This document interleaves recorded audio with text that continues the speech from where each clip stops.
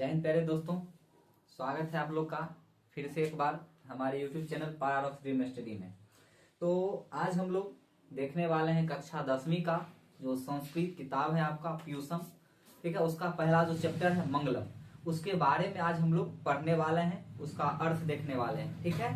तो आप लोग वीडियो के अंत तक बने रहिए और चैप्टर को आज पूरा समाप्त कर देना है, धुआं धुआं कर देना है। चूंकि इस चैप्टर से जो आपके प्रश्न रहते हैं, ग्रामर से तो रहते हैं 60 प्रश्न है, परंतु इस चैप्टर से आपके लघुत्तरीय प्रश्न रहेंगे और इसके अलावा क्या कहते हैं ऑब्जेक्टिव प्रश्न भी रहेंगे, वस्तुनिष्ठ प्रश्न भी इस चैप्टर से रहेंगे। तो क्यों ना इस चैप्टर को अच्छी तरीके से पढ़ा जाए कि आने वाला जो हमारा एग्जाम है उसमें ना तो सब्जेक्टिव प्रश्न छूटे ना तो ऑब्जेक्टिव छूटे। तो चलिए सीधी हम लोग बात करते हैं चैप्टर की ओर। तो चैप्टर है आपका मंगलम। जो पहला चैप्टर है वो क्या है? मंगलम। मंगलम का जो अर्थ होता है वो होता है कल्याणकारी, शुभ, शुभ या कल्याणकारी। जैसे कि आप लोग को पता होना चाहिए कि कोई भी कार्य शुरू करने से पहले देखते हैं, या कार्ड में, शादी विवाह के कार्ड में देखते हैं, वहां भी आपको एक श्लोक मिल जाएगा, ठीक है। और मंगलम क्या कहते हैं, मंगलम भगवान विष्णु मंगलाय तनोहरि मंगलाय कला श्लोक आपको वहां पर देखने को मिल जाएगा, ठीक है। तो वो जो श्लोक क्यों लिखा जाता है कि भाई अगर कोई भी काम कर रहे हैं तो वो काम शुभ हो, ठीक है, कल्याणकारी काम हो, उस काम में कोई विघ्न ना आए, कोई बाधा ना आए। इस वजह से हम लोग हर चीज को शुरुआत करने से पहले एक मंगल कामना करते हैं, एक मंगल गीत करते हैं। ठीक उसी प्रकार जब आपका जो किताब शुरुआत हुआ है तो किताब के शुरू में ही एक चैप्टर दे दिया गया है मंगलम, जिसका अर्थ होता है कल्याणकारी बातें या शुभ। तो हम लोग देखने वाले हैं जो मंगलम है, मंगलम में आखिरकार जो बातें हैं वो बातें कहाँ से ली गई है? तो बात आया है उपनिषद से। तो सबसे पहली बात आ ही जाती है सर ये उपनिषद क्या होते हैं? तो उपनिषद देखिए, उपनिषद जो है उपसर्ग है, ठीक है, नी और सद ये से मिलकर के उपनिषद का निर्माण हुआ, जिसमें उप का अर्थ होता है समीप, ठीक है, और निषद का अर्थ होता है बैठकर। निषद का क्या अर्थ होता है? बैठकर। तो अब कहाँ बैठकर क्या करेंगे? तो गुरु के समीप बैठ करके, अगर गुरु के समीप बैठ करके ज्ञान अर्जन हम कर रहे हैं तो उसी को उपनिषद कहा जाता है। जैसे कि प्राचीन गुरुकुल परंपरा में आपको पता होगा कि जो ऋषि मुनि होते थे वो अपने आश्रम में, ठीक है, शिक्षा दिया करते थे, जिसमें उसमें मुख्यतः लिख करके नहीं होता था, सिर्फ वो सुनाते थे। जिस प्रकार अगर आप क्या कहते हैं कृष्ण लीला देखेंगे तो भगवान कृष्ण जो रहते हैं वो ऋषि मुनि के यहाँ जाकर के देखिएगा, वहां पर पूरा बाल का मुंडन होता है, बड़ा बड़ा शिखा धारण रहता है, टिक्की जिसको कहते हैं, वो धारण करके, और वहां गुरु जो होते हैं जीवन से संबंधित ज्ञान देते हैं, जिसमें जीवन को कैसे जिया जाए, जीवन में विभिन्न प्रकार की समस्या आए तो उससे कैसे निकला जाए, ठीक है, वो ज्ञान वहां पर आध्यात्मिक ज्ञान दिया जाता है। लेकिन अभी जो शिक्षा पद्धति है वो शिक्षा पद्धति थोड़ा किसा पेशेवर शिक्षा पद्धति है कि हम लोग क्या कहते हैं पेशा के लिए, काम धंधा के लिए अभी शिक्षा ग्रहण कर रहे हैं। लेकिन पहले का जो शिक्षा होता था वो आध्यात्मिक शिक्षा होता था। तो गुरु के समीप बैठ करके लोग क्या करते थे? उपदेश सुनते थे, गुरु उपदेश देते थे कि भाई इस कंडीशन में तुमको ऐसा करना है, ठीक है, यहाँ इस नियम का पालन करना है, यहाँ इस नियम का पालन करना है। तो उपनिषद जो है उप प्लस निषद से मिलकर के बना हुआ है। इसका पूरा अर्थ होता है गुरु के समीप बैठ करके ज्ञानार्जन करना, यानी ज्ञान प्राप्त करना। किसके समीप बैठ करके? गुरु के समीप बैठ करके अगर हम ज्ञान प्राप्त करते हैं उसी को उपनिषद की श्रेणी में रखा जाता है। अब बात आता है उपनिषद का एक अन्य नाम भी है। अन्य नाम क्या है? वेदांत। वेदांत क्यों कहा गया? क्योंकि ये वेद के अंत में, ठीक है, वेद के अंत में इसका वर्णन मिलता है, इस वजह से इसको वेदांत भी उपनिषद को कहा जाता है। उपनिषद की कुल संख्या कितनी है? तो 108 है। उपनिषद की कुल संख्या कितनी है? 108 है, जिसमें से मात्र आपके जो किताब है उसमें 4 उपनिषद के का वर्णन है, उसमें 4 उपनिषद का श्लोक का ही वर्णन है। तो संख्या कितनी है? 108 है। रचनाकार वैसे संभवतः माना जाता है, पूर्णतः नहीं। अगर हम उपनिषद के रचनाकार की बात करें तो संभवतः माना जाता है कि वेद व्यास है, क्योंकि प्राचीन समय की बात है। तो उस समय में भाई किसी के बारे में कोई साक्ष्य ज्यादा मिलता नहीं है, प्रमाण मिलता नहीं है, तो लोग ऐसे मान लेते हैं कि महर्षि वेद व्यास जी उपनिषद के रचयिता हैं। लेकिन माना जाता है, ठीक है, और कहीं कहीं नहीं भी माना जाता है। तो दोनों कंडीशन है, इसमें ज्यादा उतना संशय नहीं, मान ही के हम लोग चलते हैं। उपनिषद के रचयिता कौन है? महर्षि वेद व्यास है। फिर उपनिषद का जो संस्कृत अर्थ है, संस्कृत में उपसर्ग है, ठीक है, सदलरी धातु है और क्विप प्रत्यय से मिलकर के क्या बना हुआ है? पूरा संस्कृत का आपका उपनिषद बना हुआ है। ये आपके ऑब्जेक्टिव में देखिए, यहाँ से ऑब्जेक्टिव इस बार भी पूछे गए हैं कि उपनिषद में उप का क्या अर्थ होता है। इस बार 2025 के एग्जाम में प्रश्न आए हुए हैं। तो उपनिषद में उप का क्या अर्थ होता है, तो उप का अर्थ होता है समीप, ठीक है। और ये पूरा अर्थ आपका हो गया। इसके अलावा अगर पूछ देगा उपनिषद का अन्य नाम क्या है, तो वेदांत है, ठीक है। इसके अलावा ये भी पूछ सकता है उपनिषद की कुल संख्या कितनी है, तो 108 है। और उपनिषद के रचनाकार कौन है, तो महर्षि वेद व्यास है, ये भी पूछ सकता है। और इसके अलावा ये भी पूछ सकता है कि बताइए उपनिषद में कौन सा प्रत्यय लगा हुआ है, तो क्विप प्रत्यय है, ठीक है। उपनिषद में कौन सी धातु है, तो सद लृ धातु है, ठीक है। उपसर्ग कौन है, तो उपसर्ग है। ये बातें हो गई यहाँ तक।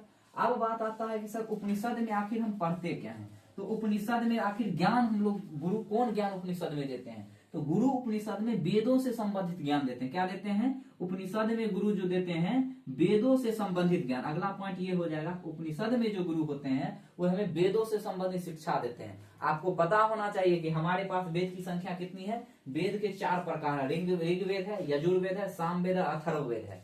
ये सारा का सारा वेद, हर एक वेद में हर एक रंग का बात कहा गया है। कोई संगीत का जनक है, कोई क्या कहते हैं दवा उवा के बारे में जितना था आयुर्वेद वो जनक है। तो हर कोई जादू टोना के बारे में कहता है, तो कोई देवता ऋषि मुनि के बारे में बताता है, कोई प्राचीन संस्कृति सभ्यता क्या उसके बारे में बताता है। ये जो वेद है ना, वेद, ये वेद बहुत अत्यधिक महत्वपूर्ण हमारे जीवन में भूमिका अदा करती है। क्योंकि वेद अभी भी वेद में इतना बात छुपा हुआ है कि अगर इसको सही ढंग से अध्ययन किया जाए तो जितने भी जो साइंटिफिक बातें निकल के आ रही है सारा का सारा वेद में आपको निहित मिल जाएगा। तो वेद को हमें नहीं छोड़ना है। क्योंकि अब देखते हैं अब का जो समय आता गया है, हमारी जो प्राचीन सभ्यता थी उनको हम भूल करके आधुनिकता की ओर बढ़ रहे हैं। और आधुनिकता में हम लोग अपना जो संस्कार है उस संस्कार को खोते हुए जा रहे हैं। तो वेद के कितने प्रकार हैं, वेद 4 प्रकार के हैं। अब देखिए ये तो आपका उपनिषद से संबंधित बातें था। अब जब हम चैप्टर की ओर अगर हम बढ़े तो चैप्टर में मंगलम पाठ जो चैप्टर है उसमें 5 श्लोक हैं। कितने श्लोक हैं, श्लोक की कुल संख्या कितनी है, 5 श्लोक। लेकिन यहाँ गौर करिएगा, लेकिन जिनमें मुख्यतः 4 अलग अलग उपनिषद से संकलित है। 5 गो श्लोक है, लेकिन 5 गो में 2 गो जो श्लोक है वो एक ही उपनिषद से लिया गया है। लेकिन 4 श्लोक कुल मिलाकर के यहाँ कंफ्यूजन पैदा कर जाएगी। यहाँ पर ऑब्जेक्टिव बच्चा से फंसा के पूछ लिया जाएगा कि अगर डायरेक्ट पूछ लेगा कि मंगलम पाठ में कितने श्लोक हैं, तो 5 श्लोक हैं। लेकिन इसी में पूछ देगा कि मंगलम पाठ में जो श्लोक है वो कितने उपनिषद से संकलित हैं, तो 4 उपनिषद से संकलित है। कितने उपनिषद से, 4 उपनिषद से। वो हम देखेंगे आगे, जब हम पढ़ेंगे तो वो बातें हम लोग देखेंगे, ठीक है। तो इससे आगे की ओर हम लोग बात करते हैं। तो इससे आगे बात करते हैं। हम लोगों ने वहां तक देखा था पाठ परिचय, ठीक है।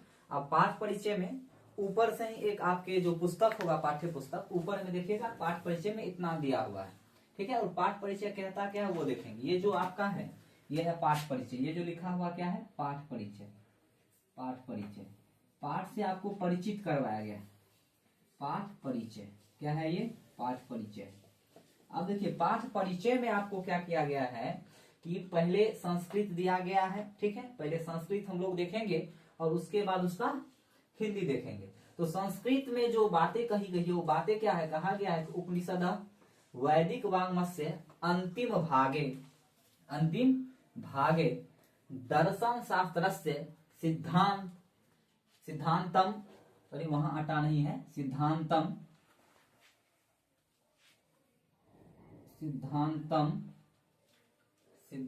यहाँ होगा, सिद्धांतम दिख नहीं रहा होगा थोड़ा, सिद्धांतम प्रकटयन्ति। फिर से एक बार मेरे साथ दोहराएंगे, उपनिषदः वैदिक वाङ्मयस्य अंतिम भागे दर्शन शास्त्रस्य सिद्धांतम प्रकटयन्ति। यानी उपनिषद के अंतिम भाग में, यानी उपनिषद के वैदिक वाङ्मय के अंतिम भाग में दर्शन शास्त्र का सिद्धांत प्रकट होता। इसका ये अर्थ हुआ। पहले समझेंगे, पहले इसकी बस वैसे ही हिंदी जो कहते हैं उसका समझ लेते हैं, उसके बाद इसकी विस्तार से व्याख्या हम लोग समझेंगे। तो कहता है कि सर्वत्र परम पुरुषस्य परमात्मनः महिमा प्रधानता गीयते। यानी सभी जगह परम पुरुष या श्रेष्ठ पुरुष परमात्मा की महिमा गाई जाती है। फिर बोलता है आगे कि तेन परमात्मनः जगत व्याप्त अनुशासितम चास्ति। यानी उस परमात्मा के द्वारा ही समस्त जगत अनुशासित है। फिर देखिए स एव सर्वेषां तपसां परम लक्ष्यम अस्मिन पाठे, आप देखिए स एव सर्वेशम तपस्याम परम लक्ष्मण, यानी सभी तपस्या का परम लक्ष्य एक ही है कि परमात्मा को प्राप्त करना। फिर आगे पर देखते हैं, अस्मिन पाठे परमात्म परा उपनिषद पदात्मक पंच मंत्रा संकलिता संति, यानी इस पाठ में पद के रूप में उपनिषद का 5 मंत्र दिया गया है। कितने मंत्र दिया गया है? 5 मंत्र दिया गया है। ये आपका हिंदी था। अब इसकी व्याख्या हम लोग अच्छी तरीके से समझेंगे। तो बात क्या है कि बात कहा गया है कि उपनिषद वैदिक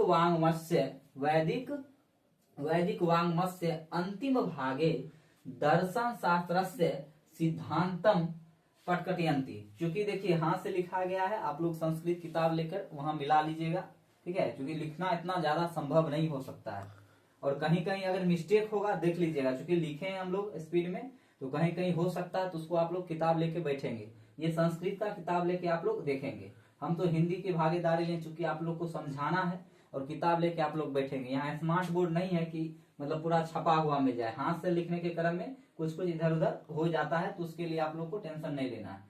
तो देखिए, तो वैदिक जो उपनिषद है, उपनिषद का अर्थ हमें अभी लोग समझे थे, तो उपनिषद का अर्थ होता है गुरु के समीप बैठ करके ज्ञान की प्राप्त करना।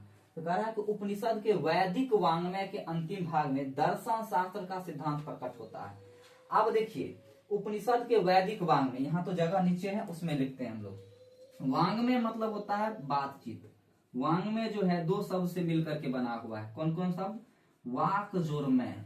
क्या बना हुआ है? वाक जोरमय से, यानी बोली के माध्यम से अगर हम विचारों को प्रकट कर रहे हैं, बोल करके विचारों को प्रकट कर रहे हैं, वो भी कौन विचार के? तो वैदिक विचार। वैदिक क्या होता है? जो वेद में वर्णित बात है। वैदिक मतलब जो वेद में बातें कही गई है, उस बात को, ठीक है, हम लोग बोल करके कहते हैं। अब बात क्या है कि अंतिम भाग में अभी बताए थे कि जो उपनिषद है, उपनिषद को वेदांत भी कहा जाता है। वेदांत कहने का मतलब वेद का अंतिम हिस्सा है उपनिषद।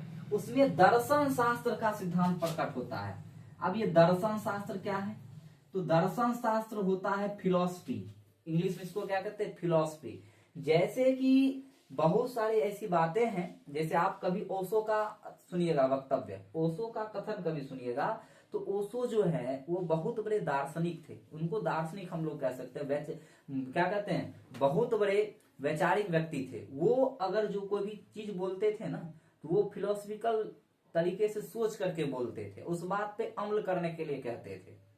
नहीं कहते, सुने होंगे, मीम्स खूब वायरल हो रहा था, खुशियां बढ़ती जानी चाहिए, मतलब जीवन क्या है, जीवन तो छोटा है, खुशियां बढ़ती जानी चाहिए। ये सब क्या है? फिलोसफिकल बातें हैं।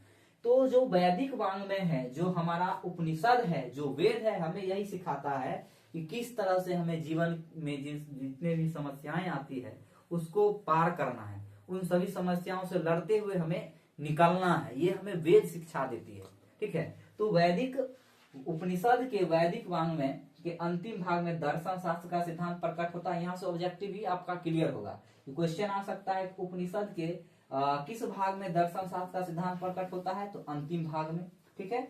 उसके बाद है कि सभी जगह, ये क्या है? सभी है, सभी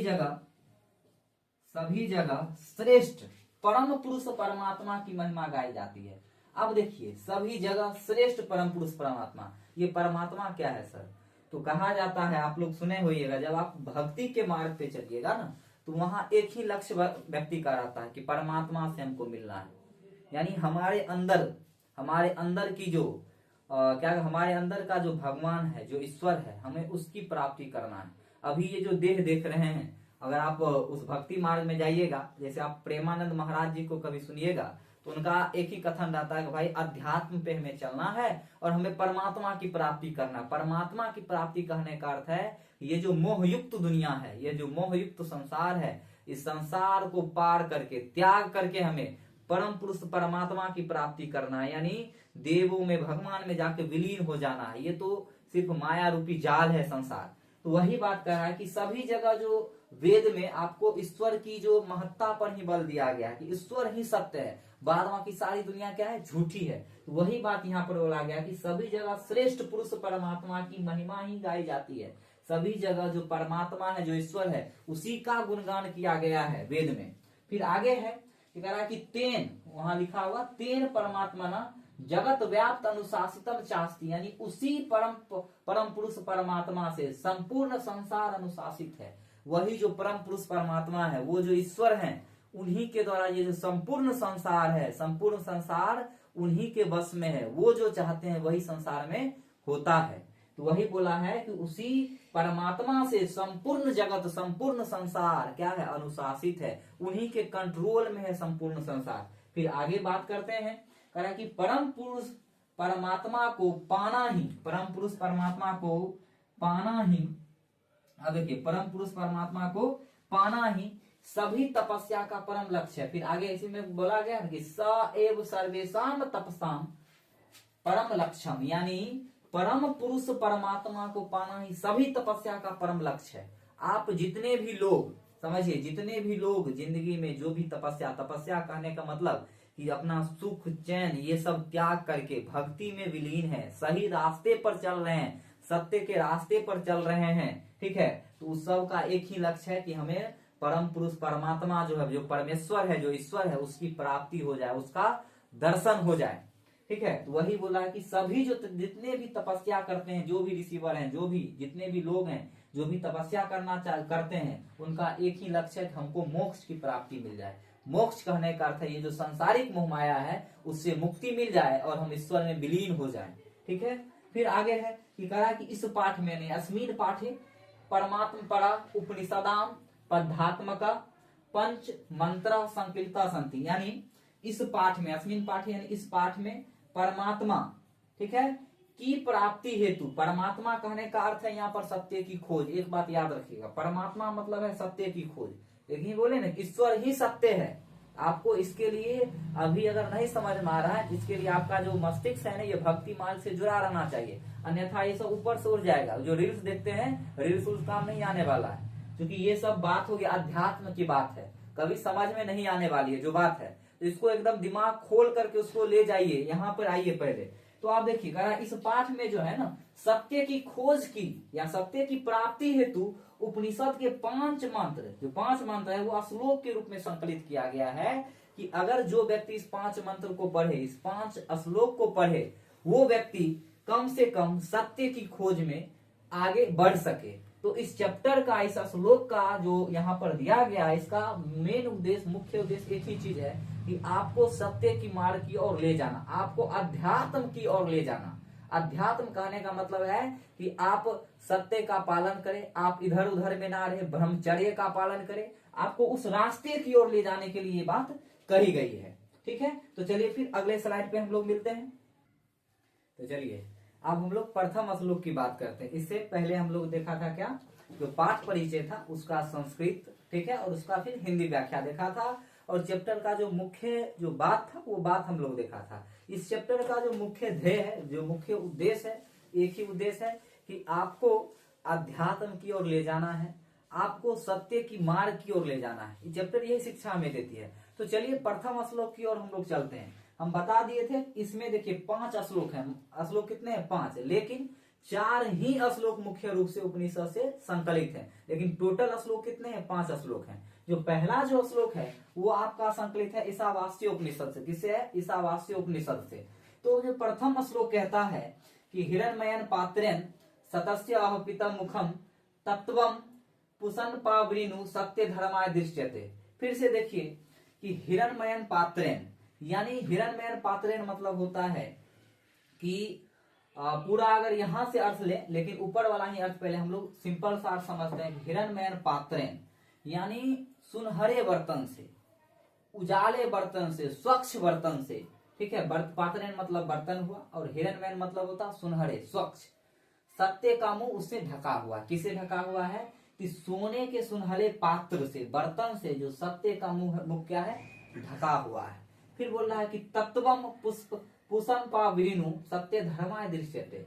हे सूर्य, पुषन मतलब होता है सूर्य, पुषन मतलब क्या होता है? सूर्य, यानी पुषन पावृनु, तत्वम पुषन पावृनु, यानी हे सूर्य, सत्य धर्म की प्राप्ति के लिए उस तत्व को हटा दे। वो जो ढक्कन है, ठीक है, जिससे ढका हुआ है सत्य का मुंह, उस सत्य के मुख को, मतलब उस सत्य के जो पात्र है, जो जिससे सत्य का मुख ढका हुआ है, उस पात्र को हटा दे और हमें सत्य की दर्शन करने के लिए दे। ठीक है, ये सामान्य अर्थ हो गया। तो अगर आपसे पूछ लेगा, चूंकि इस बार भी क्वेश्चन आया था कि हिरण्मयन पात्रेण सतस्य अपहृतम मुखम तत्वम पूषण पाविनु सत्य धर्माय दृश्यते, ये किस उपनिषद से संकलित है? तो किस उपनिषद संकलित है? ईशावास्य उपनिषद से संकलित है। ठीक है, तो इसका अर्थ क्या कहता है? अर्थ हम लोग यहां से लेंगे कि हे सूर्य, हे प्रभु, सत्य का मुख सोने जैसे सुनहरे पात्र से ढका हुआ है। ठीक है, पात्र से ढका हुआ है। आपसे विनती है कि सत्य की दर्शन हेतु उस पात्र को हटा दें। मतलब देखिए, इसमें विनती किया गया है, किससे? ईश्वर से विनती किया गया, भगवान से कामना किया गया, विनती किया गया है कि हे प्रभु, हे सूर्य, जो सत्य का मुख जो है ना, सोने जैसे सुनहरे पात्र से। अब इसका मतलब क्या कि खूब बढ़िया पात्र से ढका हुआ? नहीं, इसका मतलब है कि सत्य की, परम पुरुष परमात्मा की प्राप्ति वही व्यक्ति कर सकता है जिसके मन में कोई पाप ना हो, जो स्वच्छ प्राणी हो, वही कर सकता है। क्योंकि जो सत्य है वो स्वच्छ है, ठीक है, परिष्कृत है। अगर आपको सत्य की प्राप्ति करना है तो आपको सत्य के जैसा ही स्वच्छ और परिष्कृत होना होगा, शुद्ध होना होगा, तब जाकर आप सत्य की प्राप्ति कर सकते हैं, अन्यथा नहीं कर सकते हैं। तो वही बात कहा गया कि हे प्रभु, हे सूर्य, सत्य का मुख सोने जैसे सुनहरे पात्र से ढका हुआ है। आपसे विनती है कि सत्य की दर्शन हेतु, सत्य की प्राप्ति हेतु उस ढक्कन रूपी पात्र को, उस पात्र को हटा दें, जिससे हम सत्य की और अग्रसर हो सके, सत्य की खोज में हम भी बढ़ सके।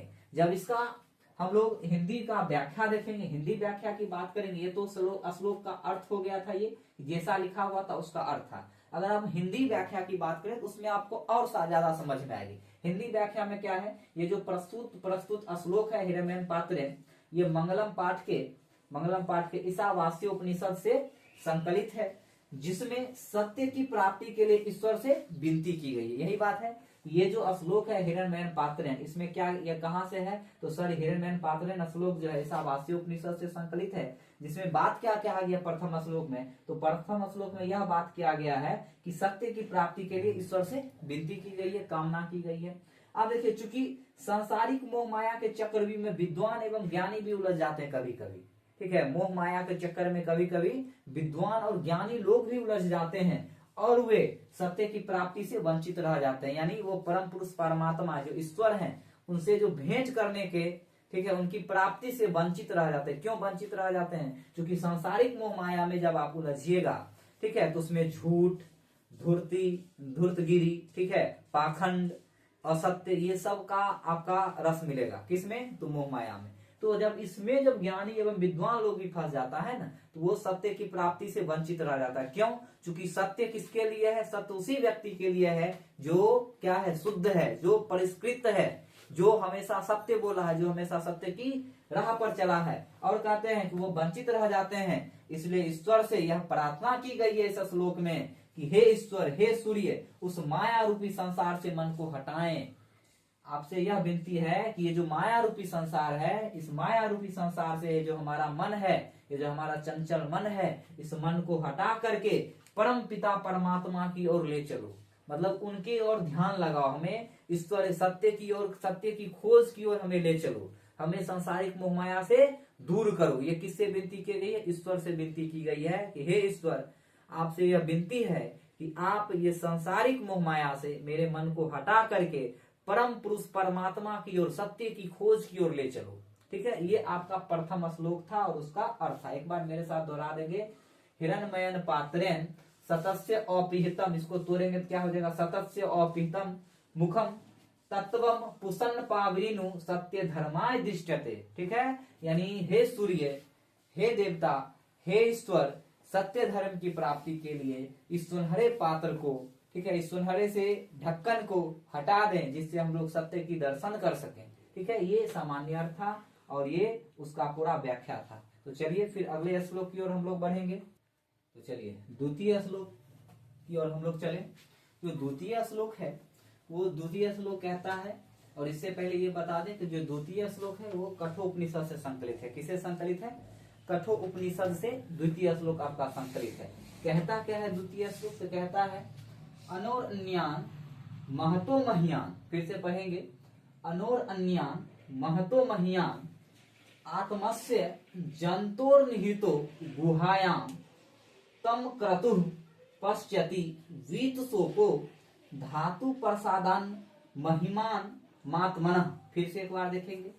अनोरन्यान महतो मह्यान आत्मस्य जंतोर्निहितो गुहायां तम क्रतु पश्यति वीतशोको धातु प्रसादन महिमान मात्मनः।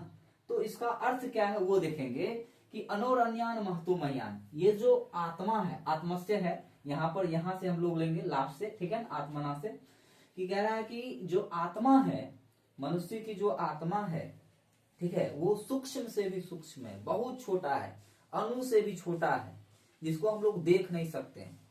मतलब समझिए, वैसे तो तत्व को देखा जा सकता है, छोटा छोटा करेंगे देख सकते हैं, लेकिन यहाँ जो कहने का अर्थ है, आत्मा को हम लोग देखते नहीं है, आत्मा को कभी भी देखा नहीं जाता। तो वही बोला है कि अनोर अन्यान महतो मयान आत्मस्य जंतुर निहितो गुहायाम तम करतु पश्यति वीतशोको धातु प्रसादमन महिमान मात्मनः।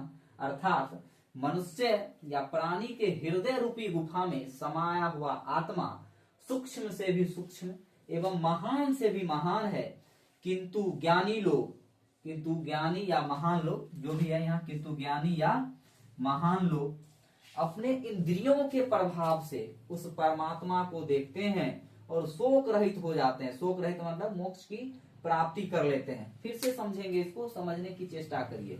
ये कहना क्या चाह रहा है कठोपनिषद में, कहना क्या चाह रहा, बोल रहा है ये जो आत्मा है ना, आत्मा वो प्राणी के हृदय में, प्राणी के हृदय में वास करता है, जो बहुत छोटा है, जिसको हम लोग देख नहीं सकते हैं। उसको केवल कौन व्यक्ति देख सकता है?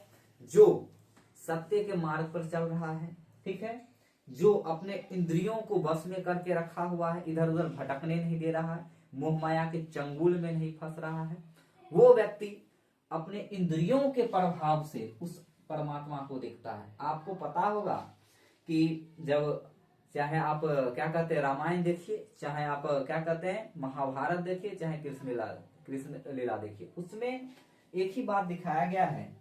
जो पहले के जो ऋषि मुनि रहते थे उनको आप लोग देखते हुएगा कि वे लोग हर हमेशा तपस्या में विलीन रहते थे। उनको सांसारिक मोह माया से कोई लेना देना नहीं था, ठीक है, कोई मतलब नहीं था। वो आराम से बैठ करके कहीं जंगल में बैठ के एकदम तपस्या में विलीन है। तपस्या में विलीन, वो मूर्ख थोड़ी थे तपस्या में विलीन रहते थे, वो सब जानते थे, क्योंकि वो लोग ज्ञानी लोग थे, उनको वेदों के बारे में पता था। और वेद क्या है तो कहा जाता है वेद जो है ना वो भगवान के द्वारा दिया गया है, ठीक है, उसमें पता नहीं। अब इसका बारे में जब आप पढ़िएगा तो क्या कहते हैं बहुत जगह इसकी साक्ष्य नहीं है कि वेद आया है कैसे, ठीक है, बशर्ते इतना बता गया कि वेद जो है ईश्वर द्वारा प्रदान की गई वस्तु है, जिसमें यह बात बताया गया है कि किस तरह से व्यक्ति इस सांसारिक मोह माया को पार कर सके। तो पुराने जमाने में जो ऋषि मुनि रहते थे उनको अच्छी तरीके से वेदों का ज्ञान था।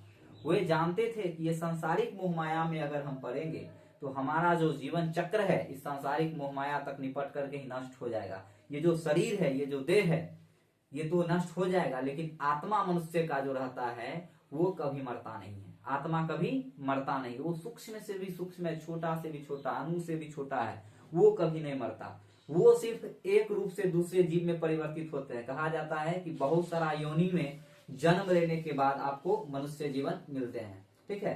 तो जब मनुष्य जीवन मिलते हैं तो उसका सही इस्तेमाल कीजिए, क्योंकि प्राणियों में सबसे जो बुद्धिमानी प्राणी माना गया है वो मनुष्य को ही माना गया है सामाजिक प्राणी में। तो आप अगर मनुष्य हैं तो आप सत्य राह पे चलिए और आत्मा की प्राप्ति के लिए क्या कहते हैं कठोर परिश्रम कीजिए। कठोर परिश्रम कहने का अर्थ है कि आप सांसारिक मोह माया से दूर रहिए, ठीक है, और अपने लक्ष्य की ओर एकाग्रचित्त होकर के आगे बढ़ते रहिए। तो इसमें जो कहा गया है जो मनुष्य, जो प्राणी है या जो मनुष्य है उसके हृदय रूपी गुफा में समाया हुआ आत्मा, आत्मा का वास कहाँ है तो मनुष्य के हृदय रूपी गुफा में है। और वो है, आत्मा का स्वरूप कैसा है तो आत्मा सूक्ष्म से भी सूक्ष्म है, छोटा है, अणु से भी छोटा है, वैसा स्वरूप है। किंतु ज्ञानी या महान लोग अपने इंद्रियों के प्रभाव से उस परमात्मा को देखता है। जो ज्ञानी लोग रहते हैं, जो महान लोग रहते हैं, वो घोर तपस्या करके, ठीक है, उसके बाद क्या कहते हैं सत्य पर विजय प्राप्त करता है, अपने इंद्रियों पर विजय प्राप्त करता है और सत्य की खोज में निरंतर अग्रसर रहता है। तो वो क्या होते हैं, वही व्यक्ति शोक रहित हो जाते। शोक रहित कहने का मतलब है मोक्ष की प्राप्ति। मोक्ष कहने का मतलब है सांसारिक मोह माया से दूर हो जाते हैं और परम पिता परमात्मा जो ईश्वर है उनमें उनके साथ विलीन हो जाते हैं, उनमें मिल जाते हैं। तो वही बात कहा गया है। आप देखिए जो प्रस्तुत श्लोक जो है, ये जो श्लोक है आपका, इसका जो अगर हिंदी व्याख्या की बात करें, यहाँ से आपका हिंदी व्याख्या है, ठीक है, यहाँ से क्या है हिंदी व्याख्या है। हिंदी व्याख्या में जो कहा गया कि प्रस्तुत श्लोक मंगलम पाठ के कठोपनिषद से संकलित है, जिसमें आत्मा के स्वरूप और निवास के विषय में कहा गया है कि आत्मा किस रूप में पाया जाता है और आत्मा कहाँ निवास करता है, वो बात कहा गया है। तो विद्वान लोग का मानना है, ठीक है, विद्वान लोग का मानना है कि आत्मा मनुष्य के हृदय रूपी गुफा में सूक्ष्म में भी सूक्ष्म एवं महान से भी महान रूप में अवस्थित है। आत्मा जो है, विद्वान लोग का क्या मानना है कि जो आत्मा है वो मनुष्य के हृदय रूपी गुफा में वो सूक्ष्म में से भी सूक्ष्म है, अणु से भी छोटा है और महान से भी महान है, ठीक है, और वो मनुष्य के हृदय रूपी गुफा में अवस्थित है, स्थित है। कह कि जब प्राणी सांसारिक मोह माया का त्याग कर आत्म तत्व की दर्शन करता है या आत्म तत्व की प्राप्ति करता है, यानी आत्मा की प्राप्ति करता है, जब मनुष्य सांसारिक मोह माया से मुक्त होकर के, तो वह परम पिता परमात्मा को पा लेता है। किसको पा लेता है? तब वो ईश्वर को पा लेता है, उसको ईश्वर की प्राप्ति हो जाती है, उसको सत्य का दर्शन हो जाता है। अतः उपरोक्त श्लोक में प्रभु से यह विनती की गई है कि हे प्रभु, हमें अंधकार से प्रकाश की ओर ले चलो, जिससे हम परमात्मा में विलीन हो सके। क्या बोला है कि हे प्रभु, हमें अंधकार से, जो मोह मायायुक्त संसार है, उससे हमें दूर ले चलो। कहाँ? हमें प्रकाश की ओर। प्रकाश कहने का मतलब हमें सत्य की ओर ले चलो। ये सांसारिक मोह माया झूठा जाल से मुक्त होकर के हमें सत्य की ओर ले चलो, जिससे हम भी परम पिता परमात्मा यानी आपके पास आ सके, आपका दर्शन कर सके। ठीक है, तो चलिए मिलते हैं आप लोग से फिर अगली कक्षा में। तब तक के लिए जय हिंद, जय भारत। देखते रहिए।